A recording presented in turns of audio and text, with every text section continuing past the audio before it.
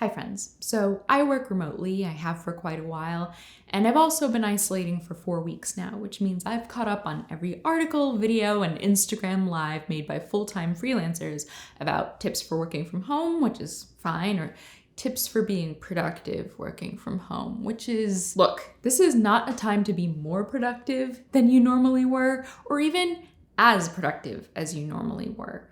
We're going through a lot, and we have to acknowledge that if we don't make as many videos or enter as many rows in a spreadsheet this week, that's not the end of the world. At least, I can imagine a lot more plausible ends of the world right now. But that aside, I hope that those videos help a lot of people. This video is for you if maybe you didn't find them quite so helpful. And I also want to acknowledge that not everybody gets to work from home. A lot of people still have to go to work. Often disproportionately Black and brown people are still stocking your groceries and delivering your takeout and operating your subway for too little money right now. And also a lot of people get laid off because they can't do their jobs from home. So I want to be respectful that this is not a universal situation. And if that applies to you, my comment section continues to serve as a mutual aid community. Please tell us what you need. But that all had been said, I've worked remotely for 2.5 years now, and I'm not a full-time freelancer. I do freelance as a hobby on the side of my day job, but I do have a day job. I work from home, but I have business hours, I have a boss, I have staff meetings and client meetings and all of the stuff that you probably have if you're new to working remotely. So I thought it might be helpful to also have that perspective. A lot of the advice that I've seen is about making a schedule, getting up, showering, putting on clothes, using techniques like calendar blocking to help yourself feel like a normal person. It's advice aimed at trying to help you find a set of rules or a system that works for you.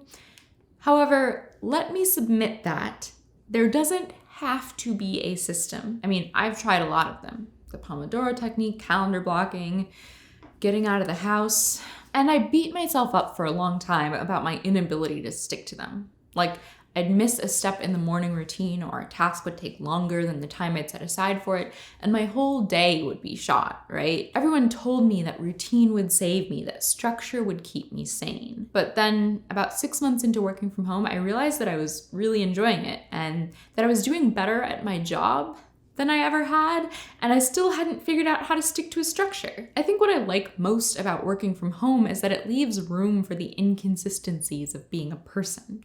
And I don't mean like I can pick my own hours or whatever. I can't. I have to be available for my clients from 9 to 6 every day.